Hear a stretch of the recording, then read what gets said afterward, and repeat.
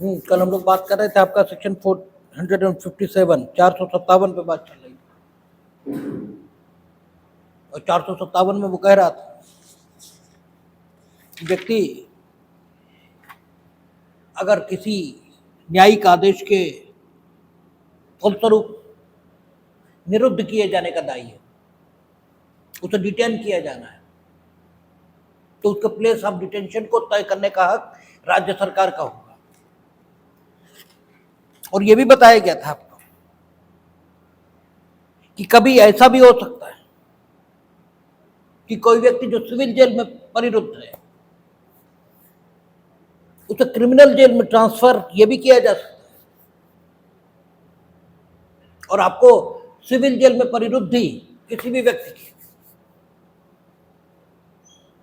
इसके बारे में आइडिया होना चाहिए। और जो लोग पहले पढ़ते रहे हैं उन्हें ये मालूम है कि सेक्शन 58 सीपीसी में, और सेक्शन 58 सीपीसी डिग्री के निष्पादन में निष्पादन न्यायालय की शक्तियां बताता है, और धारा 58 में ये कहा गया है कि अगर डिग्री का निष्पादन कोई सिविल न्यायालय करा रहा है तो डिग्री के निष्पादन में सिविल न्यायालय को व्यक्ति को क्रिमिनल जेल में बंद करने की तो नहीं, लेकिन सिविल जेल में निरुद्ध करने की ताकत रहेगी। और निर्णय से पूर्व अगर व्यक्ति की गिरफ्तारी की जरूरत पड़ती तो उसके लिए आदेश 38 है, और निर्णय के पश्चात यानी डिग्री के निष्पादन में अगर व्यक्ति को गिरफ्तार करने की जरूरत पड़ती है तो सेक्शन 58 है और आदेश 21 है। उसके अंतर्गत व्यक्ति अगर गिरफ्तार होता है तो वो सीपीसी में गिरफ्तार होगा, और वो जहां निरुद्ध किया जाएगा वो कौन सी जेल होगी? Civil jail. वो दांडिक जेल नहीं होगी, दांडिक जेल अलग चीज है। तो अगर व्यक्ति पहले से गिरफ्तार है किसी सिविल कोर्ट के आदेश के अधीन और सिविल जेल में निरुद्ध है, और इसी बीच उसे किसी क्रिमिनल केस में सजा हो जाती है, तो उसे सिविल जेल से दांडिक जेल को ट्रांसफर किया जाएगा। और अगर दांडिक जेल में वो लगातार 3 वर्ष तक बना रहता है तो दांडिक जेल से छूटने के उपरांत उसे वापस सिविल जेल में नहीं भेजा जाएगा, क्योंकि सेक्शन 58 अधिकतम अवधि जो सिविल जेल में रखने के लिए निर्धारित की गई है, वहां सेक्शन 58 अवधि निर्धारित करता है कि अधिकतम कितने समय तक व्यक्ति को सिविल जेल में रखा जा सकता है, और शायद संभवतः 3 महीने, ठीक है, शायद इतनी ही है। तो अगर व्यक्ति 3 साल से कम समय के लिए सिविल जेल में रहता है, ठीक है, तो फिर क्या होगा? उसे 3 साल से कम समय तक क्रिमिनल जेल दांडिक जेल में रहता है तो उसे दांडिक जेल से छोड़े जाने पर, यानी दांडिक जेल से उसकी सजा पूरी हो गई, जमानत हो गई या कोई अन्य बात हो गई, और वहां से छोड़े जाने के उपरांत उसे सिविल जेल को वापस भेजा जा सकता है। ये भी कल बातचीत हुई थी, ठीक है। और अगर वो दांडिक जेल में निरुद्ध इसी बीच सिविल कोर्ट जिसके आदेशों के अधीन वो सिविल जेल में है, उसके द्वारा जेल के भारसाधक अधिकारी को इस बात की सूचना दी जाती है कि अब डिग्री का उन्मोचन उसके खिलाफ बाकी नहीं रहा, डिग्री तुष्ट हो गई है, तो भी उसे दांडिक जेल से छूटने के बाद सिविल जेल को अंतरित नहीं किया जाएगा। ये बातें सब हुई थी। इसके बाद आपका कहता है कारावास के दंडादेश का निष्पादन। ये तो कहता कारावास का स्थान नियत करने की शक्ति, तो कारावास का स्थान नियत हो रहा है, eight which place he will be imprisoned, क्योंकि अगर सिविल जेल में है तो क्रिमिनल जेल में आएगा तो भी कारावास का स्थान सिर्फ स्थान नियत हो रहा था। अब एक्चुअली कारावास का दंडादेश जो उसे मिला है उसे एग्जीक्यूट किया जाएगा,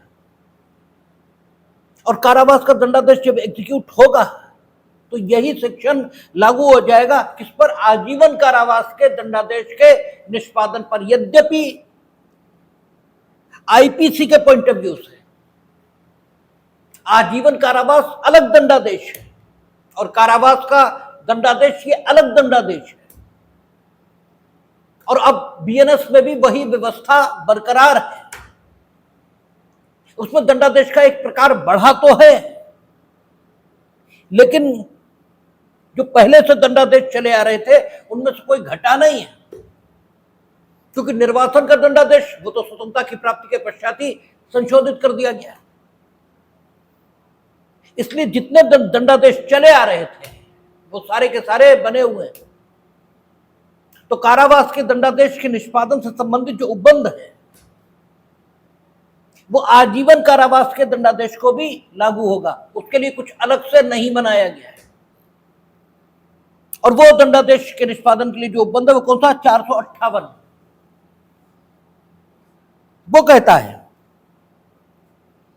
कि जहां उन मामलों से, और पिछली सीआरपीसी में कौन सा है, 418, और अब कौन सा है, 458। कहता है जहां उन मामलों से जिनके लिए धारा 453 द्वारा उपबंध किया गया है, भिन्न मामलों में अभियुक्त आजीवन कारावास या किसी अवधि के कारावास के लिए दंडादेश किया गया है। ठीक है ना। जहां उन मामलों में जिनके लिए धारा 453 द्वारा उपबंध किया गया है। धारा 453 किसके लिए उपबंध कर रही है, आपका मृत्यु के, वो सॉरी, धारा 453 उस दशा में जबकि कहा गया है, रेफरेंस गया हुआ है,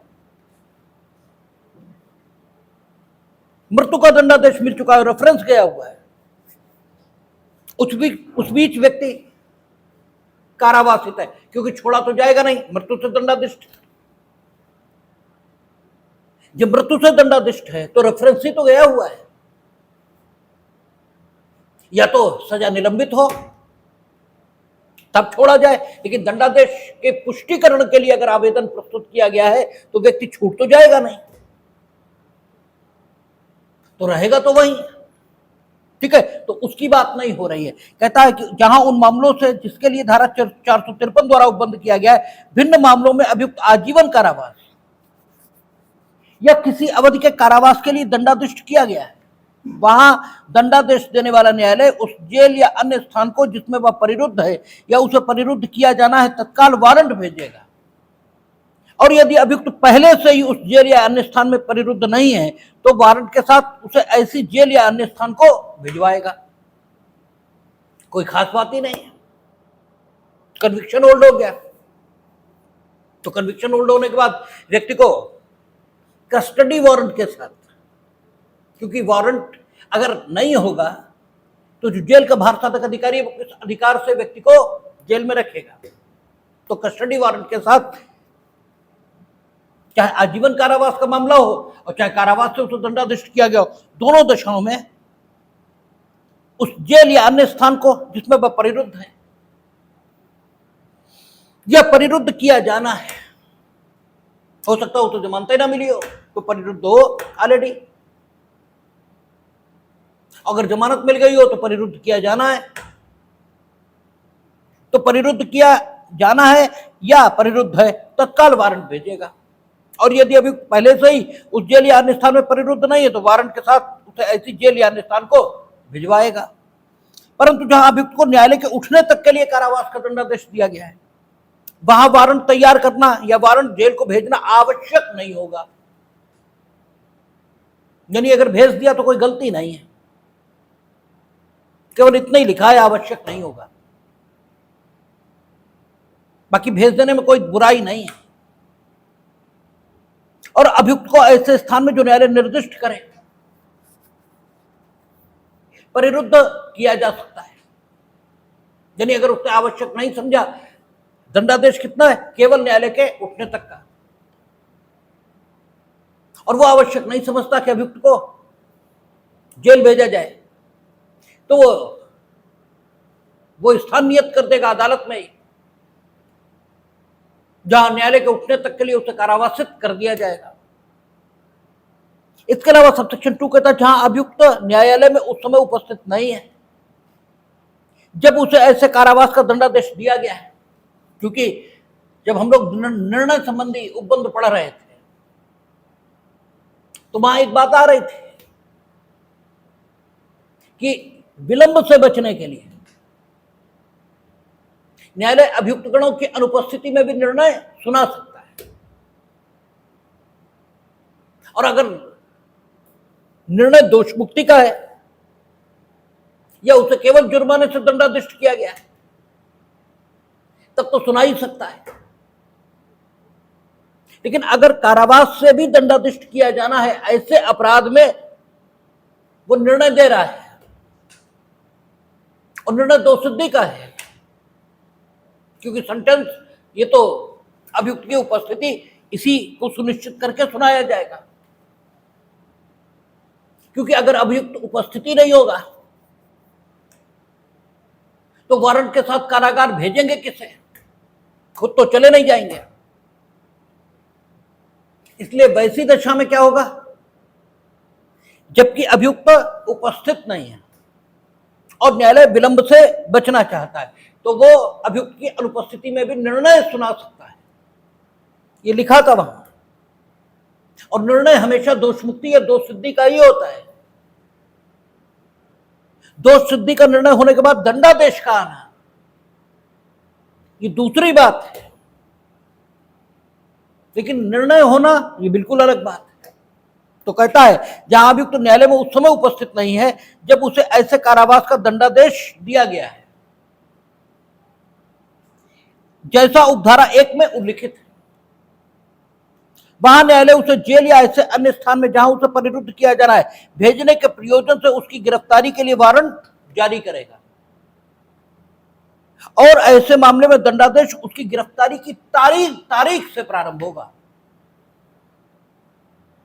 ठीक है, जितने दिन भागा रहेगा उतने दिन दंडादेश निलंबित ऑटोमेटिकली समझा जाएगा।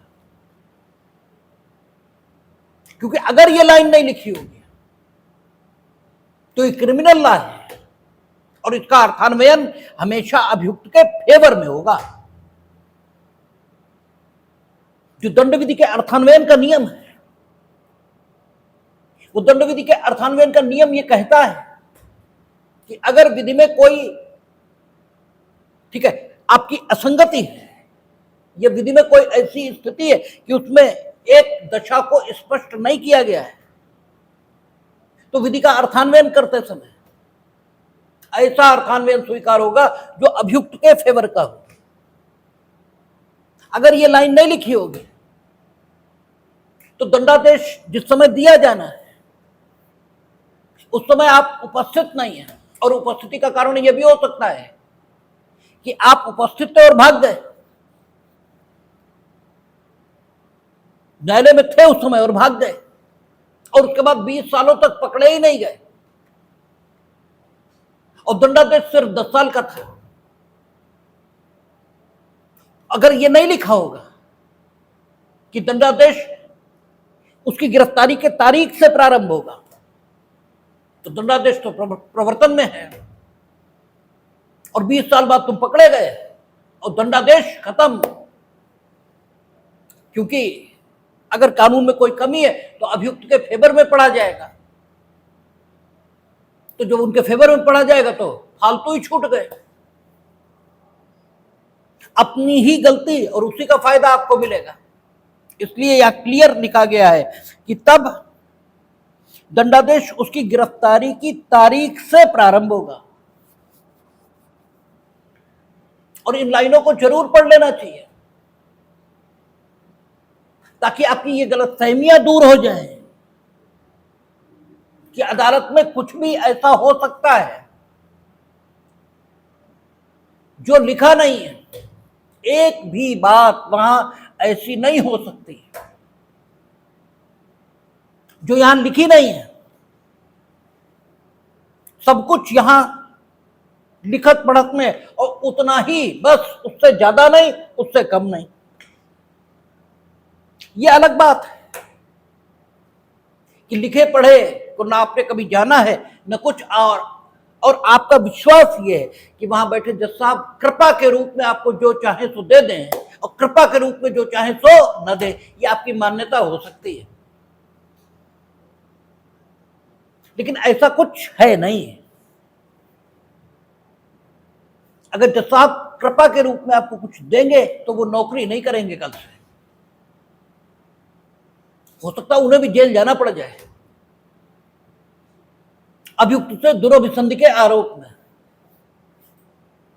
यहां जो नहीं लिखा वो नहीं हो सकता, और अगर कोई कर सकता है तो वही न्यायालय जिसे अंतर्निहित शक्तियां हों, और कम से कम अंतर्निहित शक्तियां उच्च न्यायालय को छोड़कर किसी दंड न्यायालय को बीएनएसएस या सीआरपीसी में नहीं है, और अंतर्निहित शक्तियां जिनके पास हैं वो भी नहीं कर सकते, क्योंकि अंतर्निहित शक्तियों के उपयोग पर प्रतिबंध है। अब वो प्रतिबंध क्या है कि इस संहिता के प्रावधानों को प्रभावी बनाने के लिए, ठीक है, मनमानी करने के लिए नहीं है, या न्यायालय की प्रक्रिया के दुरुपयोग को रोकने के लिए, दुरुपयोग करने के लिए नहीं। ठीक है, उच्च न्यायालय को अंतर्निहित शक्तियां रहेंगी। इसलिए being a advocate, being a law student, इतनी बेइज्जती मत कराया करिए, ठीक है, कि आप ये मानकर चले कि वो कृपा आपको दे देंगे। वो कुछ नहीं दे सकते आपको, ठीक है। इवन उच्चतम न्यायालय भी अनुच्छेद 142 में अगर अंतर्निहित शक्ति का प्रयोग करेगा तो सिर्फ पक्षकारों के साथ पूर्ण न्याय करने के लिए, और न्याय का एक ही अर्थ होता है, जो होना चाहिए वो हो, और जो होना चाहिए वो युक्तिसंगत मनुष्य के विवेक से निर्णित किया जाएगा, उसमें मनमानी शामिल नहीं होती। इसलिए आम आदमियों की तरह मूर्खतापूर्ण धारणा छोड़ दीजिए। हमें याद आता है जब हम जूनियरशिप में कचहरी गए थे तो एक बड़े बेलौस साहब थे, उनसे दोस्ती सी हो गई थी, तो वो ये कहा करते थे, त्रिपाठी जी हमें समझने में नहीं आता वकील लोग जजों की क्षमतागिरी क्यों करते हैं।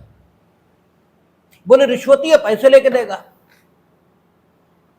और रिश्वती नहीं है तो वैसे ही देगा, ठीक है। और ये अगर भूल है कि रिश्वती और तुम्हें फ्री में दे देगा, तो वो अपने पिताजी को भी नहीं देगा बिना रिश्वत के, ठीक है। तो फिर आखिर चमचागिरी क्यों ये सरकार बहादुर हुजूर और फलाने, जो लिखा है वो होगा, यहां से नहीं होगा ऊपर से होगा, और जो नहीं लिखा उसमें से कुछ भी हो नहीं पाएगा। तो फिर दिक्कत क्या है, हो तो हो, ना हो तो मत हो। हमें तो मजा आता है, बोले जज बनना, ठीक है, महत्वाकांक्षा है। अरे भाई ठीक है, वहां तक जाना ठीक बात हो सकती है, लेकिन ये महत्वाकांक्षा पाल लेना ठीक बात नहीं है। कानून की जानकारी ये महत्वाकांक्षा होनी चाहिए, ये तो उसका बाया प्रोडक्ट है, मिल ही जाएगा, हो ही जाएगा, ठीक है। तो मनमानी कोई नहीं कर सकता, केवल और केवल जो लिखा है सिर्फ उतना ही होगा। तो आपका कहता है कि दंडादेश ये उसकी गिरफ्तारी की तारीख से प्रारंभ होगा, और ये लिखना जरूरी है, नहीं लिखेंगे इसका फायदा अभियुक्त को मिलेगा। जब वो गिरफ्तार होगा तब तक सारा दंडादेश बीत चुका होगा। आईपीसी में जैसे कहता है कि 7 वर्ष से कम आयु के बच्चे का जो काम है वो अपराध नहीं है, और 7 वर्ष और 12 वर्ष, इसके बीच का जो बच्चा है, इसका काम अपराध नहीं हो सकता है। अगर बच्चे के मस्तिष्क की जांच करने पर वो अपरिपक्व मानसिकता का पाया जाता है, तो अगर परिपक्व मानसिकता का पाया जाता है तो उसका कार्य अपराध हो सकता है। लेकिन ठीक 7 वर्ष का जो बच्चा है उसके बारे में कुछ नहीं लिखा है। 7 वर्ष से कम आयु का है तो अपराध नहीं है। 7 वर्ष से अधिक आयु का है और 12 वर्ष से कम आयु का है तो उसकी मानसिक परिपक्वता, इसके आधार पर अपराध है या नहीं है इसका निर्धारण किया जाएगा। लेकिन बच्चा अगर ठीक 7 साल का है या ठीक 12 साल का है, तब पोजीशन क्या होगी ये नहीं लिखा है। लेकिन इसका निर्धारण इसी सूत्र के मुताबिक किया जाता है कि हमेशा अर्थान्वयन अभियुक्त के फेवर में होगा। और अभियुक्त का फेवर यह कहेगा कि जब ठीक 7 वर्ष का हो तो भी यह मान लेना चाहिए कि 7 वर्ष से कम है और अपराध नहीं मानना चाहिए। और अगर बच्चा ठीक 12 वर्ष का है और अपरिपक्व मानसिकता का है तो यह मान लेना चाहिए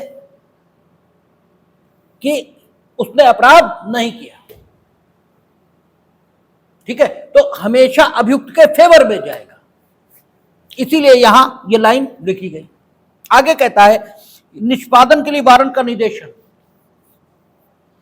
वो कारावास के दंडादेश के निष्पादन के लिए प्रत्येक वारंट उस जेल या अन्य स्थान के भार साधक अधिकारी को निर्दिष्ट होगा जिसमें बंदी परिरुद्ध है या परिरुद्ध किया जाना है। भार साधक अधिकारी जो जेल अधीक्षक सामान्यतः भार साधक अधिकारी होते हैं। जहां भी जिस नाम से भार साधक अधिकारी को जाना जाता हो, तो जो कस्टडी में रखने का वारंट होगा, जो कस्टडी वारंट होगा, वो हमेशा उसी के नाम जारी किया जाएगा, उसी के पास भेजा जाएगा। वारंट किसको सौंपा जाएगा, क्योंकि वारंट तो बनेगा अदालत में और जेल का भार साधक अधिकारी होगा जेल में, तो उस तक पहुंचाने के लिए दिया किसे जाएगा। तो कहता है जब बंदी जेल में परिरुद्ध किया जाना है तब वारंट जेलर को सौंपा जाएगा। क्योंकि लेकर कौन जाएगा, कर्मचारी जो भी न्यायालय का होगा वो लेकर जाएगा। और किसे सौंपेगा, जेलर को। संबोधित किसे होगा, जेल के भार साधक अधिकारी को सौंपेगा, जेलर को। एक एक बात क्लियरली लिखिए, कुछ भी कहीं भी घालमेल नहीं, कुछ भी आपकी इच्छा पर नहीं। तो ये कारावास के दंडादेश का निष्पादन हो गया और इसमें आजीवन कारावास के दंडादेश का निष्पादन भी शामिल है। मृत्यु के दंडादेश का निष्पादन ये हो गया। अब तीसरा, जुर्माने के दंडादेश का निष्पादन किस तरह किया जाएगा। ठीक है, 421 जो पुरानी है और अब कौन सी है, 461। कहता जुर्माना उद्ग्रहित करने के लिए वारंट। सबसे पहले यह समझ लेना है जुर्माना वसूल कब तक किया जा सकता है, क्योंकि अनंत समय आप जुर्माना वसूलेंगे नहीं। एक निश्चित समय है और वो समय निर्धारित कौन करता है, पूर्व में आईपीसी और अब बीएनएस। आईपीसी की धारा कौन सी थी, 70 थी, 71, 70 थी, क्योंकि 70 ही तो थी। 70 में यह बताया गया था कि जुर्माना कब तक उद्ग्रहित किया जा सकता है। उनका व्यक्ति जिस पर जुर्माना लगा है वो अगर जेल में है और जेल में जो दंडादेश उसे दिया गया है रहने के लिए वो कितना है, 6 साल या उससे ज्यादा, तो 6 वर्ष के भीतर जुर्माना वसूला जाएगा। और अन्य दशाओं में यानी अगर 6 साल से कम जुर्माना, 6 साल से कम कारावास का दंडादेश उसे मिला है तो जुर्माना कितने समय में वसूलना है, जितने समय वो जेल में है उतने समय में उससे जुर्माना वसूल लेना है। अब उसकी जेल में मृत्यु हो जाए, क्योंकि ये तो लिखा नहीं ना, ऐसी कोई शर्त हो सकती है कि जो जेल गया वो जिंदा वापस जरूर आएगा। इसी बीच अगर जेल में उसकी मृत्यु हो जाती है तो उसकी संपत्ति, इस पर जुर्माना प्रथम भार होगा, यानी उसकी संपत्ति जिसके पास जाएगी सबसे पहले उससे जुर्माना ही वसूला जाएगा। उसकी संपत्ति बेचकर जुर्माना वसूला जाएगा। अब संपत्ति है ही नहीं तो फिर बात ही खत्म। जब संपत्ति है ही नहीं और वो मर ही गया तो फिर कुछ भी नहीं हो सकता, क्योंकि असंभव कुछ भी नहीं किया जाएगा। तो ये सेक्शन 70 आईपीसी में था जो अब बीएनएस में बदल गया होगा। अब आप सोते रहे,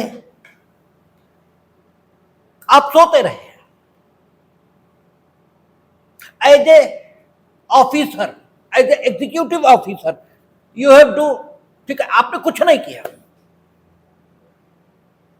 और जुर्माना वसूलने के लिए सारी अवधि बीत गई, जिम्मेदारी आपकी थी वसूलने की, आपने नहीं वसूला, तो अब उससे जुर्माना नहीं वसूला जाएगा। ठीक है, अब उससे जुर्माना नहीं वसूला जाएगा। यद्यपि जुर्माना देना उसका भी कर्तव्य था, ठीक है, जुर्माना देना उनका भी कर्तव्य था, उन्होंने भी नहीं दिया। इसलिए जुर्माना देने में व्यतिक्रम होने पर जो कारावास अधिनिर्णित किया गया था वो आप भुगतेंगे। ठीक है, लेकिन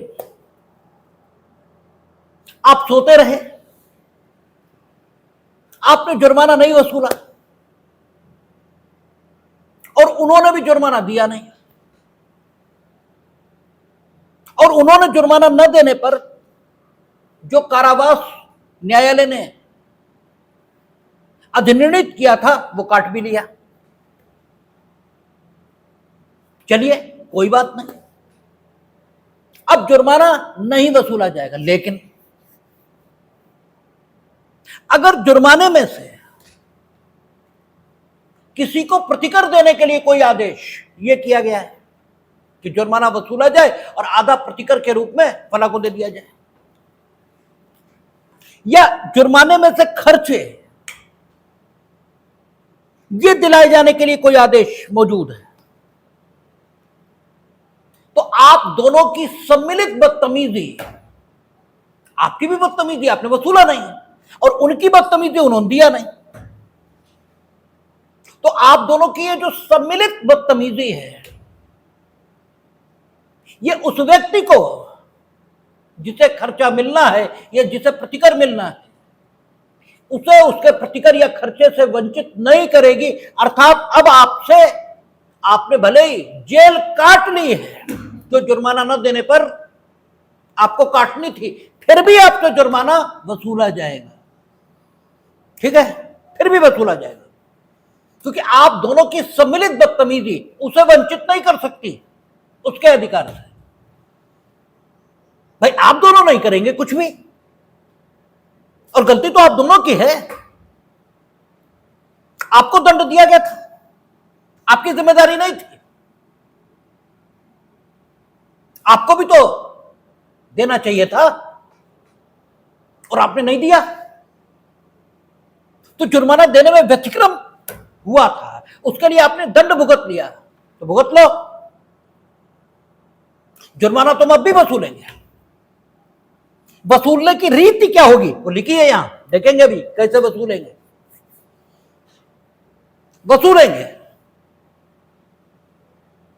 और आप सोते रहे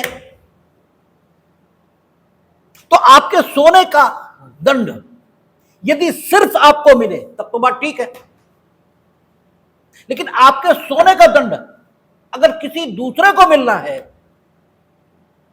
तो आप जैसे निकम्मे की कीमत पर दूसरे को दंडित ये तो नहीं किया जा सकता। वसूला आपने नहीं तो आपका तो नुकसान हो ही रहा, उसका भी तो हो रहा है, क्योंकि उसे प्रतिकर नहीं मिलेगा। इसलिए आपके निकम्मेपन को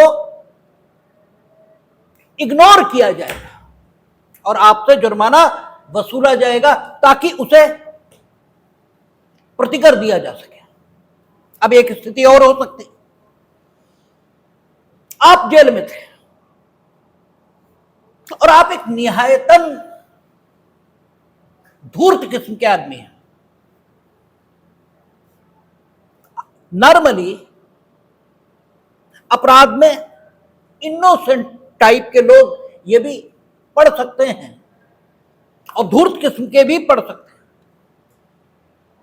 लेकिन प्रज्यूम यही किया जाता है कि धूर्त किस्म के ही पढ़ेंगे। यद्यपि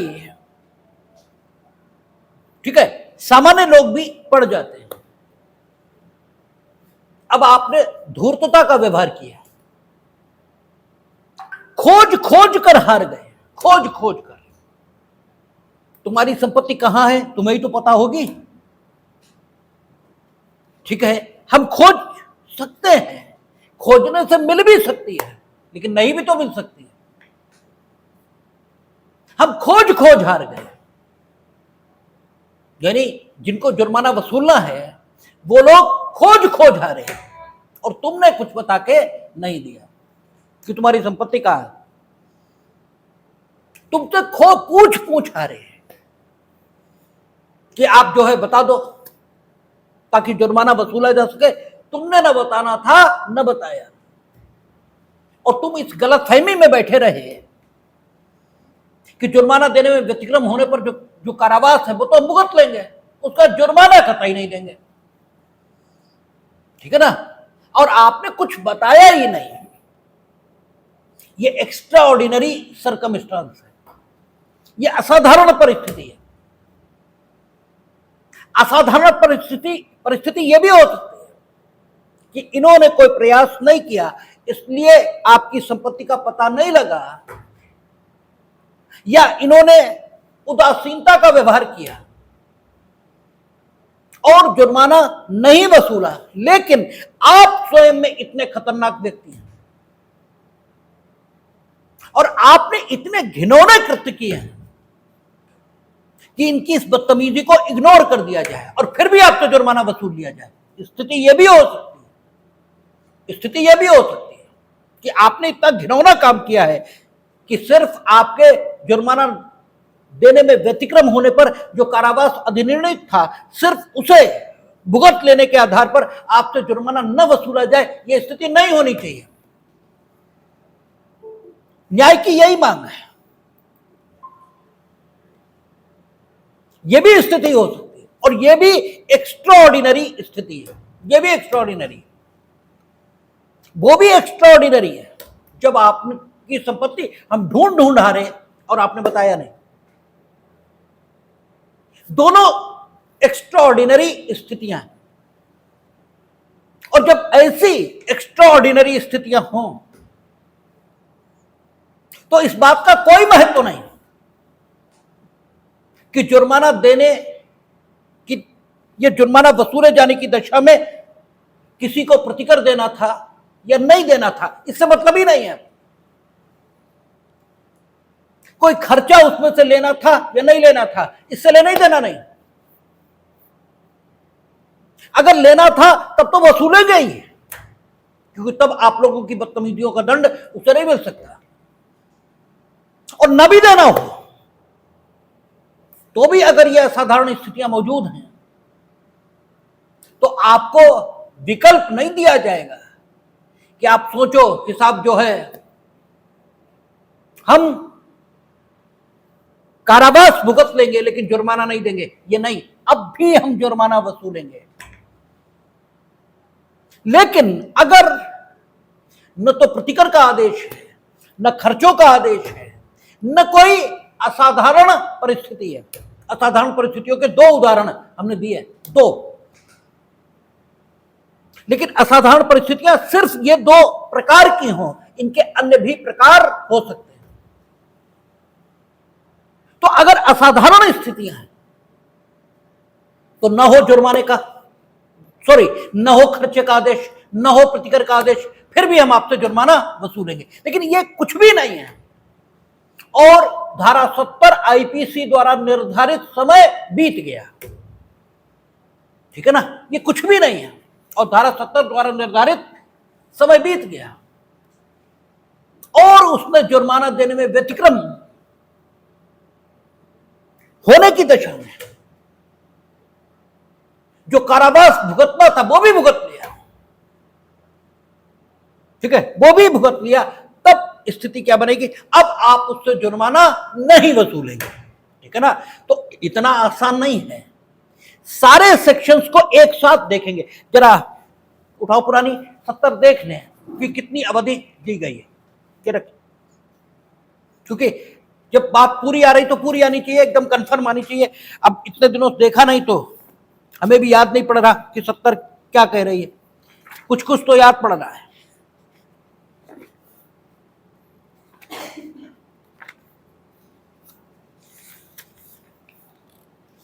हाँ, कहता है जुर्माना या उसका कोई भाग जो चुकाया न गया हो, दंडादेश दिए जाने के पश्चात 6 वर्ष के भीतर किसी भी समय, और यदि अपराधी दंडादेश के अधीन 6 वर्ष से अधिक के कारावास से दंडनीय हो तो उस कालावधि के अवसान से पूर्व किसी समय उद्घृत किया जा सकेगा। अच्छा, हम थोड़ा उल्टा बोल गए। धारा 70 यह कह रही है कि अगर 6 साल, ठीक है, इसके भीतर कभी भी अपराधी से जुर्माना वसूला जा सकेगा। इसका मतलब यह हुआ कि अगर उसे 6 साल का दंडादेश मिला तो संपूर्ण दंडादेश की अवधि में कभी वसूल लेंगे। अगर कम अवधि का मिला, साल ही 2 साल का मिला, तो भी 6 साल के अंदर वसूल लेंगे, ठीक है ना। साल 2 साल का मिला, 6 महीने का मिला, 1 दिन का मिला, तो भी 6 साल, और 6 साल से ज्यादा का मिला तो संपूर्ण अवधि कारावास की जितनी भी है उसमें कभी भी वसूल लेंगे, ठीक है ना। यानी मिनिमम 6 साल जुर्माना वसूलने के लिए अवधि आई और मैक्सिमम कितनी आई, दंडादेश की अवधि। यदि दंडादेश 6 साल से अधिक का है तो, 6 साल से कम का है तो 6 साल, ठीक है। यह स्थिति निकल कर आ रही है।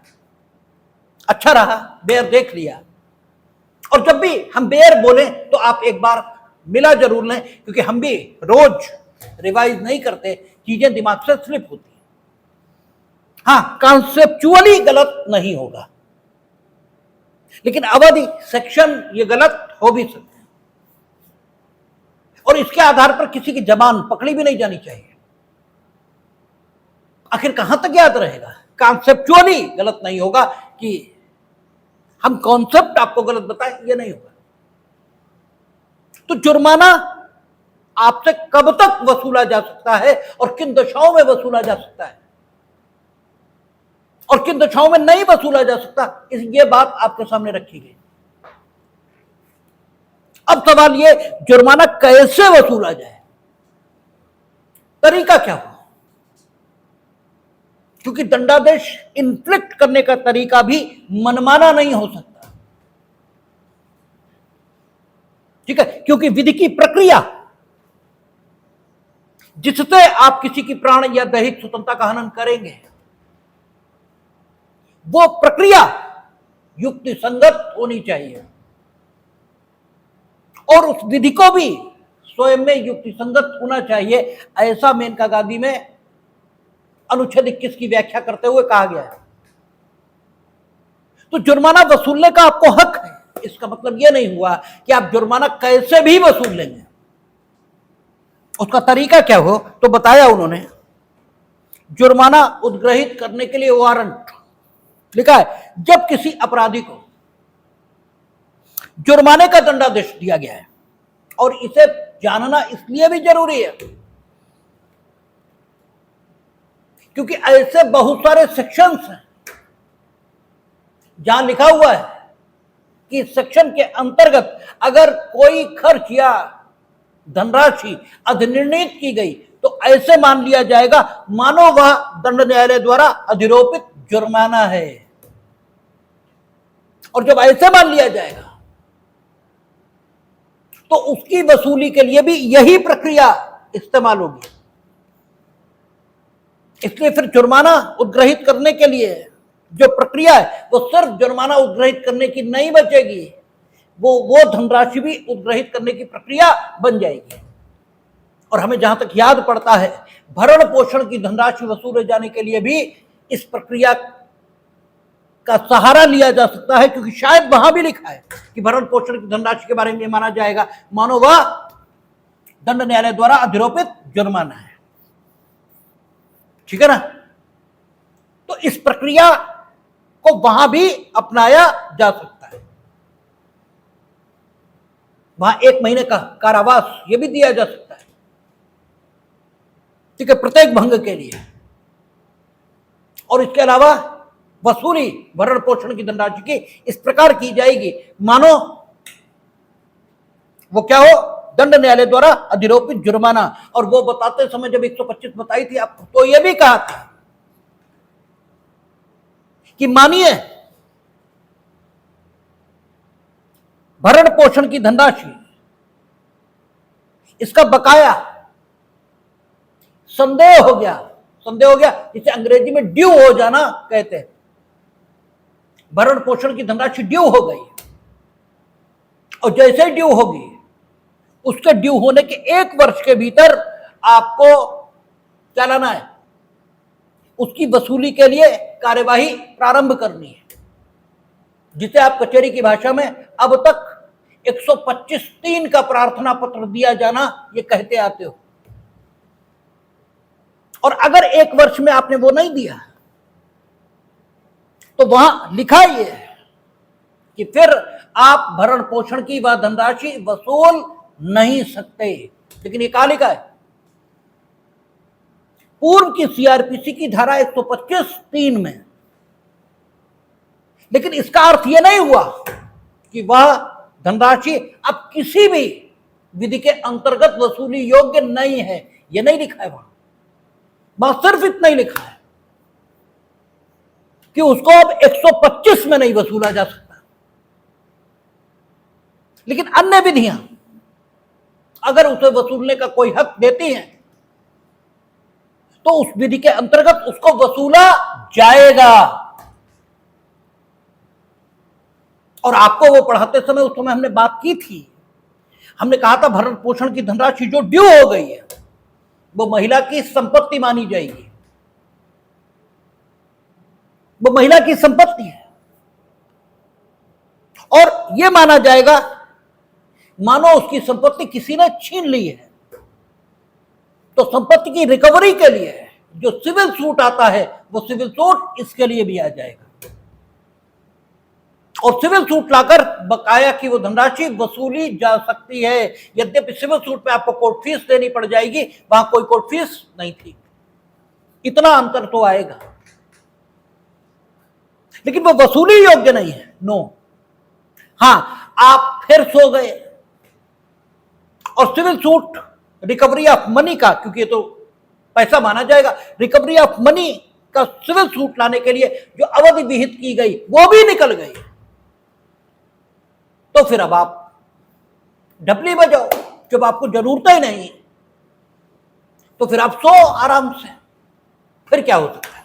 कानून तो उसी की मदद करेगा जो कानून की मदद मांगेगा। आप तो कुछ कर ही नहीं रहे।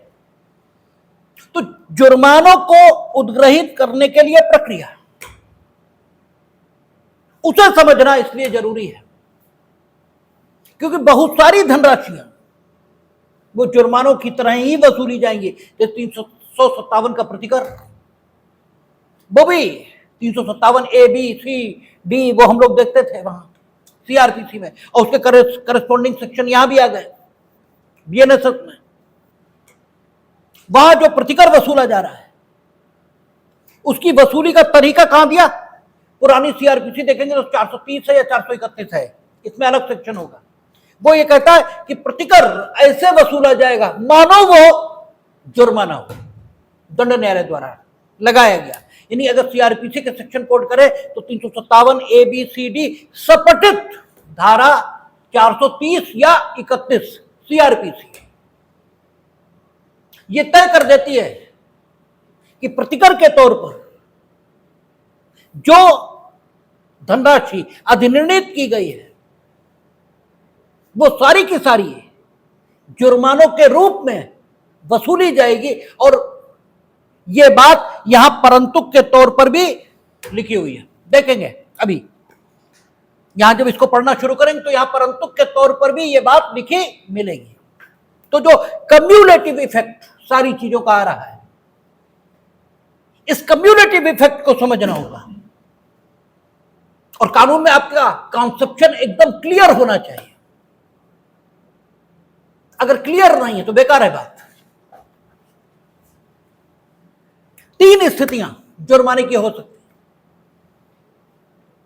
तब तो पहले समझना होगा कब तक वसूलेंगे। तो अगर 6 साल का कारावास आपको मिला या 6 से कम मिला तो मैक्सिमम 6 ईयर, और 6 साल से ऊपर का मिला तो जितने साल आप जेल में हो उस बीच वसूला जाएगा, जब तक जेल में हो। कारावास के कारण, जुर्माना देने में व्यतिक्रम के कारण नहीं, वो तो बात ही अलग हो गई। मूल कारावास का दंडादेश जब तक चल रहा है तब तक आपसे वसूला जाएगा। कारावास का मूल दंडादेश जारी था, हर चंद कोशिश की गई कि आपकी संपत्ति पता लग जाए, नहीं पता लगी, आपने बताई भी नहीं और आपने जुर्माना दिया भी नहीं। आपने जुर्माना देने में व्यतिक्रम होने के लिए जो कारावास था वो भी भुगत लिया, बाहर आ गए। अब जैसे ही आप अपनी संपत्ति का उपभोग शुरू करोगे हम जुर्माना वसूलेंगे, क्योंकि आपकी स्मार्टनेस नहीं चलने दी जाएगी। ठीक है। दूसरी बात, आपका कृत्य इतना घिनौना था, संपत्ति सामने थी, वसूलना चाहते वसूल लेते निश्चित समय सीमा में, किसी ने नहीं वसूली, सो गए सब। आप सारा कुछ भुगत कर बाहर आ गए, लेकिन इसके बाद भी हम जुर्माना वसूलेंगे, क्योंकि समाज का नुकसान नहीं होने दिया जा सकता। आप कोई बहुत अच्छे आदमी तो हो नहीं, दंडाधिष्ट हो। ये ठीक है कि दूसरों ने गड़बड़ की, तो दूसरों ने गड़बड़ की तो समाज का नुकसान हम कर दें, या फिर आपके विरुद्ध प्रतिकर या खर्चे के लिए दंडादेश ये दिए गए, दंडादेश करे प्रतिकर या खर्चे जुर्मानों में से किसी को देने के लिए आदेश ये, और आप जुर्माना वसूलने नहीं दोगे और दोगे ही नहीं तो भले ही गलती किसी की भी हो, जुर्माना आपसे नियत अवधि के बाद भी वसूला जाएगा, इस तथ्य के होते हुए कि आपने कारावास भुगत लिया है। लेकिन इन सब में से कोई बात नहीं है तो फिर स्थिति यह रहेगी, ह्यूमैनिटेरियन व्यू अपनाया जाएगा। और ह्यूमैनिटेरियन व्यू यह है कि फिर अगर आपने व्यतिक्रम होने पर जो कारावास था वो भुगत लिया, अब जुर्माना नहीं वसूलेंगे, क्योंकि विधि का प्रशासन संवेदनशीलता के साथ होना चाहिए। और इसीलिए तुक्के कानून में हमेशा गलत होते हैं, तुक्के हमेशा गलत, क्योंकि कानून मानव व्यवहार को लागू होना है और मानव व्यवहार अनिश्चित है, क्या होगा पता नहीं। इसलिए हर दशा के बारे में सोचा जाता है और हर दशा के बारे में बंद किया जाता है, ऐसा करोगे तो ऐसा, ऐसा करोगे तो ऐसा। और आप, हमने पहले भी कहा कि 2 ही बातें जानते हैं, 2 ही तरीके सोचना, एक तो छोटे बड़े के रूप में कि फलाना छोटा और फलाना बड़ा, जरूरत के हिसाब से सोचना ये आपकी आदत ही नहीं, देखिए ये आदत ही नहीं। दूसरा, निश्चितता के साथ सोचना, या तो ये होगा या ये होगा, या तो जुर्माना वसूला जाएगा या नहीं वसूला जाएगा, जबकि नहीं भी वसूला जाएगा और वसूला भी जाएगा, दोनों काम होंगे। और इसीलिए जब एग्जामिनेशन हॉल से आप निकलते हो तो बड़े खुश, और जब रिजल्ट आता है तो डब्बा गोल मालूम पड़ा कुछ है ही नहीं, और फिर आप एग्जामिनर्स को दोष देते हैं, जबकि लिखा आपने कुछ नहीं होता। ठीक है, तो आपका जुर्माना वसूला भी जाएगा, नहीं भी वसूला जाएगा, लेकिन यदि वसूला जाएगा तो तरीका क्या होगा, कैसे वसूलेंगे। तो कहता है जब किसी अपराधी को जुर्माने का दंडादेश दिया गया है, किंतु ऐसा संदाय नहीं किया गया है। जुर्माने का दंडादेश था, लेकिन जुर्माने का दंडादेश भुगता नहीं गया है, यानी जुर्माने का संदाय नहीं हुआ। तब दंडादेश देने वाला न्यायालय निम्नलिखित प्रकारों में से किसी या दोनों, यानी इनमें से एक या दोनों तरीके एक साथ अपना सकता है। किसी या दोनों प्रकार से जुर्माने की वसूली के लिए कार्यवाही कर सकता है, दोनों तरीके से या एक तरीके से, जैसी उसकी मर्जी। अर्थात वह अपराधी की किसी जंगम संपत्ति की कुर्की और विक्रय द्वारा रकम को उद्ग्रहित करने के लिए वारंट जारी कर सकता है। वारंट जारी कर सकता है। अच्छा, वारंट किसको जारी होंगे? तो वहां लिखा है, ये वारंट वाला चैप्टर जाएगा, ठीक है, क्योंकि हम लोगों ने पढ़ा था पुरानी सीआरपीसी में, शायद सेक्शन 99 था, शायद, या वहीं पर था। वहां लिखा था कि गिरफ्तारी के वारंटों के संबंध में जो उपबंध हैं, ये उन सब वारंटों को लागू होंगे जो इस संहिता के अंतर्गत जारी किए जाएंगे। ये वहां लिखा था। इसीलिए कहते हैं एक एक सेक्शन इंपॉर्टेंट। अगर एक भी सेक्शन छूटा तो फिर समझ में नहीं आ सकता, और आप एक छोड़ो अनेक छोड़ते हैं। तो वहां लिखा था कि वारंट के संबंध में, यानी गिरफ्तारी के वारंट के संबंध में जो प्रोविजंस हैं, वो प्रोविजन हर उस वारंट को लागू होंगे जो इस संहिता के अंतर्गत जारी किया जाएगा। जो सुबह हम आपसे बात करके नीचे गए तो हमें एक सज्जन की बात याद आ गई थी। वो एक दिन हमसे कह रहे थे कि इससे फर्क क्या पड़ता है, हमें सेक्शन पता है या हमें सेक्शन नहीं पता, क्या फर्क पड़ता है? कहे तो हम भी वही रहे जो आप कह रहे हो, ठीक है, लेकिन एक काम अगर जानबूझकर किया जाए, यानी आपको पता हो कि हम ये काम कर रहे हैं, और एक काम अगर अनजाने में किया जाए, तो दोनों का प्रभाव बिल्कुल अलग होता है। अगर आप सिर्फ ये जानकर दुनिया में रहने लगो, सिर्फ इतना जानकर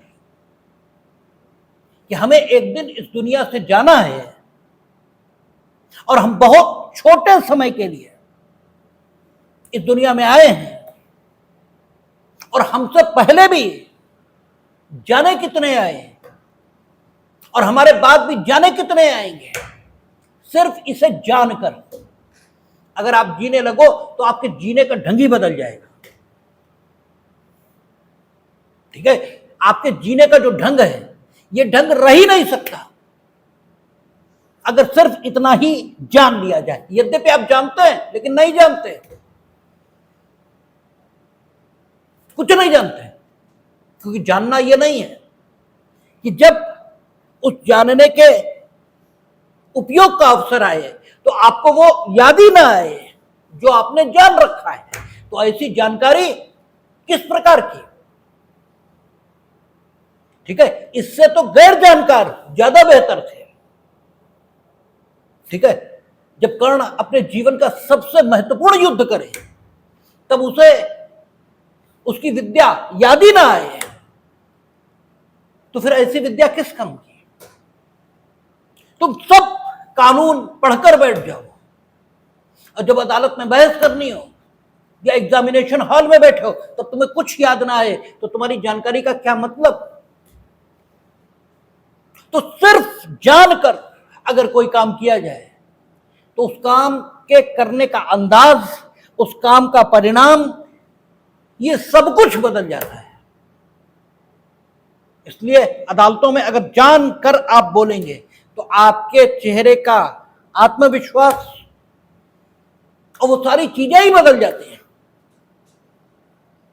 ठीक है। तब फिर मी लॉर्ड ये शब्द चमचागिरी नहीं, फिर सिर्फ सम्मान बचता है, फिर यह सम्मान सूचक हो जाता है, और इससे पहले चमचागिरी सूचक है, ठीक है। दोनों बातें हैं। जब आप किसी का सम्मान करते हो तो भी भाई साहब कहते हो, जब उसकी चमचागिरी करते हो तो भी कहते हो। लेकिन सम्मान में कहा गया भाई साहब आपके व्यक्तित्व को खूबसूरत बनाता है, आपके अपने व्यक्तित्व को, क्योंकि तब आप झुकना सीख रहे हो। ठीक है ना, हम किसी को सम्मान दे रहे हैं तो उसके सामने झुक रहे हैं, और झुकना स्वयं आपके व्यक्तित्व को सुंदर बनाता है। और जब आप गैर जानकारी के आधार पर उसकी चमचागिरी के लिए उसे भाई साहब कहते हो तो आपके व्यक्तित्व का क्षरण होता है। तब आप उसके सामने दबकर, झुककर, ठीक है, खड़े होते दिखाई देते हैं, और तब आपका व्यक्तित्व शानदार, जानदार ये नहीं दिखाई देता, और खुद अपने में आपको शर्म आती है, बाकी को तो छोड़ दो। तो जानकर काम को करना और गैर जानकारी में काम को करना ये डिफरेंट परिणाम देता है। भले ही आप करो वही जो जानकर करते, बिना जाने भी वही कर रहे हो, लेकिन सिर्फ जानकारी ये बहुत अद्भुत परिणाम लाती है, अद्भुत परिणाम लाती है। और आप इसका प्रैक्टिकल एक्सपीरियंस जब चाहो कर लो, जब चाहो कर लो। आप मॉर्निंग सर किसी, ठीक है, बिना किसी लोभ के टीचर को करोगे, ठीक है, तो आपका व्यक्तित्व सुंदर बनेगा। लेकिन नंबरों की लालच में, उनकी चमचागिरी के लिए, ये जानते हुए कि हमें कुछ नहीं आता, आप मॉर्निंग सर करते घूम रहे हो, तो इससे आपका व्यक्तित्व सुंदर नहीं बनता। इसलिए जानकारी ये सबसे महत्वपूर्ण बात है कि जरूर हासिल करनी चाहिए। यद्यपि हो सकता है आप बिना जाने भी वही कर रहे हैं जो जानकर करेंगे, लेकिन सिर्फ जानकारी करने में महत्वपूर्ण अंतर ला देगी, करने में ही नहीं, स्वयं आपके व्यक्तित्व में। इसलिए देखें क्या कहता है, दोनों काम कर सकता है। क्या कर सकता है? जंगम संपत्ति है, ठीक है, इसकी कुर्की और विक्रय द्वारा रकम को उद्ग्रहित करने के लिए वारंट जारी कर सकता है। और वारंट जब भी जारी करेगा तो गिरफ्तारी के वारंट से संबंधित जो बंद है वो ऑटोमेटिकली उस वारंट को लागू हो जाएंगे। तो फिर क्या होगा? वारंट किसको निर्देशित होंगे? पुलिस अधिकारी को निर्देशित होंगे। पुलिस अधिकारी के अलावा भी वारंट किसी को भी निर्देशित होंगे। वो सारी बातें यहां पर ऑटोमेटिकली आ जाएंगी, ठीक है। अच्छा, एक चीज खूब समझ रहे हैं, पहला तरीका, न्यायालय स्वयं वसूली करना चाहता है तो स्वयं वसूली सिर्फ जंगम संपत्ति, इसकी कुर्की और विक्रय, स्थावर नहीं, स्थावर नहीं, जंगम संपत्ति की कुर्की और विक्रय न्यायालय स्वयं कर सकता है। स्वयं कर सकता है मीनिंग देर भाई अपने वारंट द्वारा करवा सकता है, और वारंट वैसे ही एग्जीक्यूट करवाएगा जैसे गिरफ्तारी का। अब एक सवाल उठता है कि जंगम संपत्ति की कोई डेफिनेशन यहां नहीं दी गई, कौन सी जंगम संपत्ति? तो 2Y डेफिनेशन क्लास लागू हो जाएगा। आईपीसी की धारा 24, मुझे आईपीसी याद है, बीएनएस अभी याद नहीं है। आईपीसी की धारा 24 परिभाषित करती थी जंगम संपत्ति को कि भूमि, भूमि से जुड़ी चीजें या भूमि से जुड़ी हुई चीजों से जुड़ी हुई चीजें जिन्हें इसलिए जोड़ा गया है, ठीक है, कि वे उससे अलग न हो, इस प्रकार की चीजें जंगम संपत्ति, उन्हें छोड़कर बाकी चीजें जंगम संपत्ति मानी जाएंगी। ऐसी परिभाषा वहां दी गई है, वो देख लेंगे। हो सकता परिभाषा एकदम करेक्ट न भी हमने बोली हो, क्योंकि ध्यान उतनी चीजें नहीं हो सकती। हमने कहा कॉन्सेप्ट वाइज गलत नहीं होगा। तो जंगम संपत्ति है, इसकी कुर्की और विक्रय, कुर्की और विक्रय समानार्थी शब्द नहीं है, ये आपको पहले बताया गया। कुर्की अलग बात होती है, विक्रय अलग बात होती है। कुर्की के बिना विक्रय नहीं हो सकता। और कुर्की में क्या किया जाता है? संपत्ति आपकी रहती है, लेकिन संपत्ति के लाभों को लेने से आपको रोका जाता है, और आपको एक टेलर दिखाया जाता है कि अब भी सुधर जाओ, अदरवाइज विक्रय कर दिया जाएगा और तब इस संपत्ति के लाभों से आप परमानेंटली वंचित हो जाएंगे। और जो कुर्की से भी आप नहीं सुधरेंगे तब विक्रय प्राधिकृत होता है। ठीक है, तो कुर्की और विक्रय जंगम संपत्ति, और अगर स्थावर संपत्ति इसकी कुर्की और विक्रय